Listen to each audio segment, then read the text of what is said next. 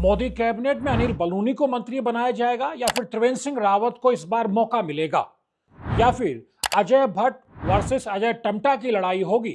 क्या समझा जाए कि गढ़वाल को उसका हक मिलने जा रहा है जो अमित शाह ने कहा था, जो राजनाथ ने कहा था वो होने जा रहा है, या फिर इस बार नीना फैक्टर के चलते उत्तराखंड मोदी कैबिनेट से महरूम रहने वाला है?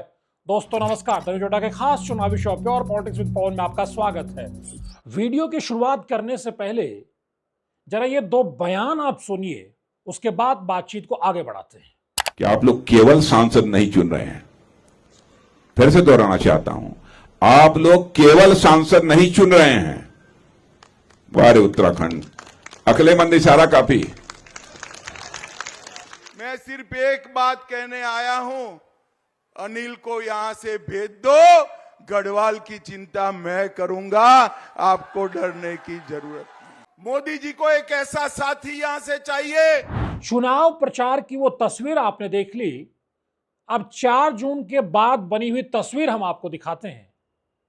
आप बखूबी जानते हैं, अब न मोदी सरकार है, न बीजेपी प्रचंड बहुमत में है। कमजोर बीजेपी की ये नीना फैक्टर पर टिकी हुई एनडीए सरकार है।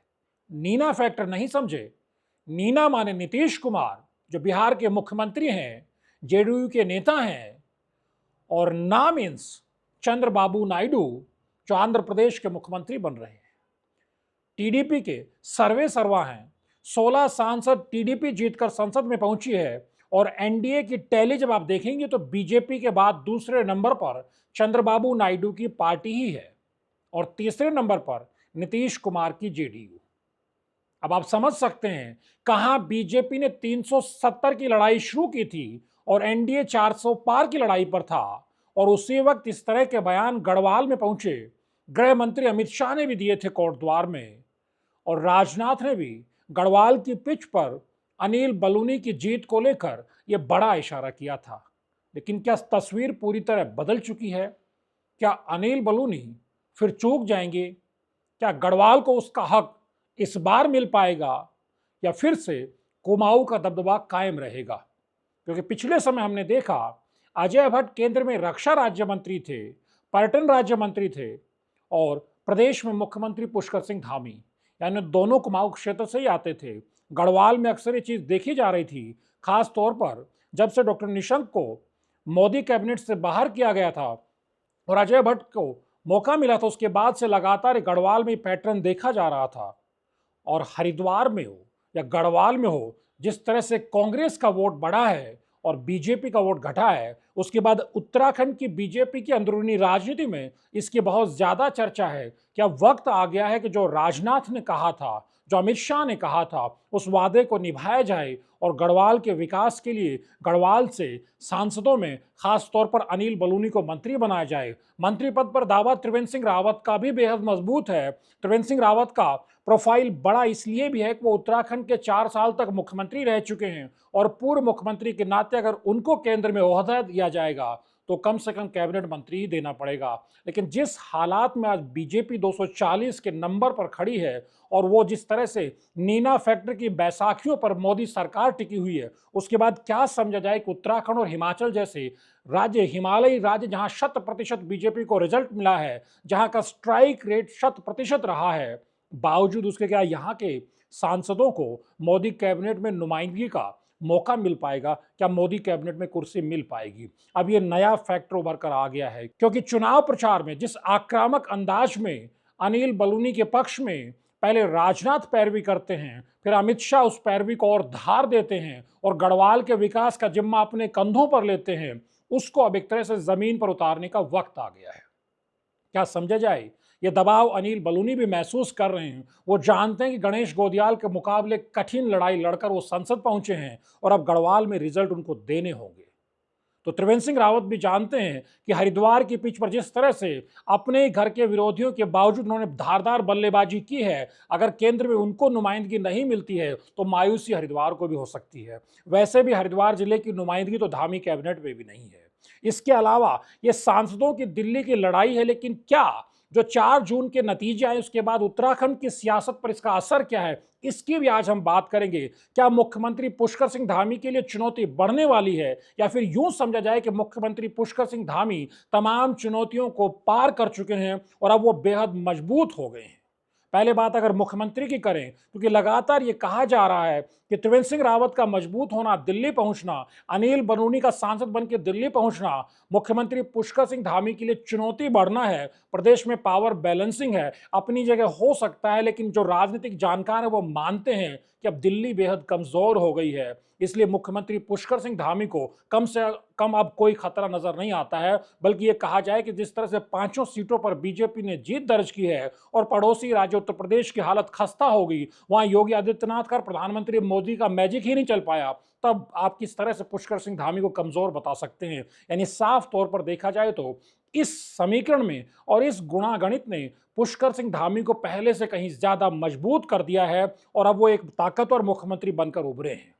लेकिन बात हम मोदी कैबिनेट में उत्तराखंड के सांसदों को जगह मिलने या न मिलने की कर रहे थे। इस नजरिए से आप चीजों को देखिए, एक जमाना वो भी था पिछली मोदी कैबिनेट में या मोदी सरकार में 16 सांसद होने के बावजूद नीतीश कुमार को एड़ी चोटी का जोर लगाना पड़ा और वो चाह करके भी अपने 2 सांसदों को मंत्री नहीं बनवा पाते हैं। और फिर आरसीपी सिंह का जो एपिसोड होता है, उस एपिसोड ने बताया कि बीजेपी और जेडीयू में किस तरह की खटास हो जाती है, उसके बाद नीतीश कुमार किस तरह से वापस महागठबंधन में जाते हैं, पूरा एपिसोड हमने देखा है। लेकिन अब हालात दूसरे हैं। 12 सांसद होने के बावजूद जिस तरह से बिहार से और दिल्ली से जो खबरें सूत्रों के हवाले से निकल कर आ रही हैं, वो ये बता रही कि पिछली बातें नहीं चलनी है। नीतीश कुमार को खुश करना पड़ेगा। वो 3 मंत्री पद लेते हैं, 4 मंत्री पद लेते हैं, और मंत्रिमंडल में भी कौन कौन से विभाग लेते हैं ये देखना बेहद दिलचस्प होगा। और उससे कहीं ज्यादा टीडीपी की बात करें तो आप जानते हैं कि वाजपेयी सरकार में भी टीडीपी सरकार में हिस्सेदार थी, तो जीएमसी बालियोगी संसद में, लोकसभा में स्पीकर होते थे और संसदीय कार्य मंत्री भी टीडीपी का होता था। और अब सूत्रों ने यह भी खुलासा किया है कि बिहार हो चाहे फिर आंध्र प्रदेश, दोनों ही राज्यों ने स्पेशल स्टेटस का डिमांड किया, क्योंकि यह सियासत लंबे समय से चल रही है। और 2018 में जब एनडीए से निकल करके जब चंद्रबाबू नायडू गए थे तो मुद्दा यही था कि तो आंध्र प्रदेश को बीजेपी स्पेशल स्टेटस, स्टेट का दर्जा नहीं दे रही थी। अब दोनों राज्यों की तरफ से वो डिमांड फिर से होने वाली है और ये माना जा रहा है कि 4 से 5 मंत्री पद कम से कम टीडीपी को भी चाहिए। उसके बाद आप जानते हैं जयंत चौधरी की राष्ट्रीय लोकदल पार्टी के 2 सांसद चुनकर गए हैं, वहां भी मंत्रिमंडल में जगह चाहिए। चिराग पासवान को भी 5 सांसदों के साथ यानी 5 टिकटों पर लड़े और 5 जीत करके पहुंचे हैं। अब वहां भी एक मंत्री पद से, चिराग पासवान अकेले खुद मंत्री नहीं बनना चाहेंगे, चाहेंगे उनकी पार्टी से एक सांसद को और मौका मिले। जीतन राम मांझी भी है और इस तरह से एकनाथ शिंदे की पार्टी भी है। यानी कि अब प्रधानमंत्री नरेंद्र मोदी और अमित शाह के सामने बहुत ज्यादा चुनौतियां हैं। और जब चुनौतियां इतनी ज्यादा हैं, सबसे बड़ी चुनौती है कि महज 4 महीने बाद हरियाणा और महाराष्ट्र की चुनावी पिच पर बीजेपी को फिर से बैटिंग करनी है। और हरियाणा में हम देखते हैं कि 10 सीटों को जिस तरह से बीजेपी और कांग्रेस के बीच 5-5 बटी हैं, उसके बाद विधानसभा चुनाव में क्या हो सकता है, किस तरह की चुनौती मोदी शाह के सामने हो सकती है, वो अच्छी तरह से समझी जा सकती है। और महाराष्ट्र की पिच पर भी बीजेपी को करारा झटका लगा है। वह जिस तरह से उद्धव और शरद पवार बैटिंग कर रहे हैं, इस लिहाज से जब विधानसभा चुनाव होगा तो चुनौती बहुत बड़ी होगी। यानी इन राज्यों को भी अकोमोडेट करना है। और राजस्थान में सरकार बनने के बावजूद जिस तरह से वहां से सीटें निकालकर कांग्रेस ले गई है, वो चुनौती भी है।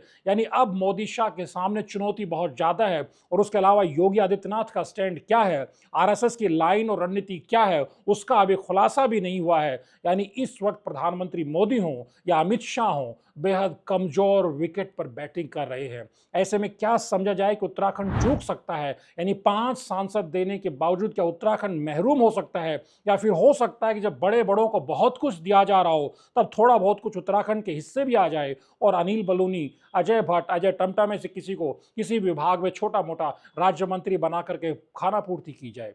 ये एक तरह से सियासी गलियारे में बहुत तेजी से इस मुद्दे पर चर्चा हो रही है।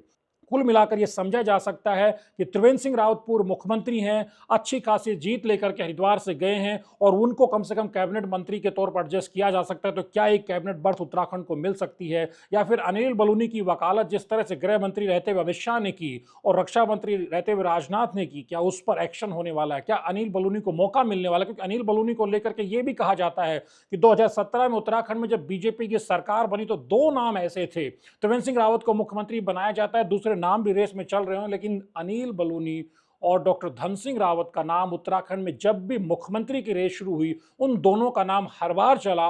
ये अलग बात है कि दोनों हर बार चूक गए। बलूनी तो पिछली बार जब मोदी कैबिनेट में राज्यसभा सांसद होने के बावजूद मंत्रिमंडल में जगह बनाने से चूक गए थे, इस लिहाज से इस बार उनको बहुत ज्यादा उम्मीदें हैं। लेकिन जिस तरह की तस्वीर वहां नीना फैक्टर के चलते केंद्रीय स्तर पर बनी है, उसके बाद क्या अनिल बलूनी को मौका मिलेगा या वो चूक जाएंगे, ये बेहद दिलचस्प रहने वाला है। और जब 8 तारीख को जब पत्ते एक बार खुलने लगेंगे, तब पता चलेगा कि उत्तराखंड के हिस्से क्या आता है। अनिल बलूनी को कुछ मौका मिलता है, वो चूक जाते हैं, त्रिवेंद्र सिंह रावत की राजनीति और आगे बढ़ती है, या फिर अजय भट्ट या अजय टम्टा कोई खेल कर पाते हैं। तो न्यूज़ अड्डा के वीडियोज़ को लाइक कीजिए, शेयर कीजिए और चैनल को सब्सक्राइब करना मत भूलिए। नमस्कार।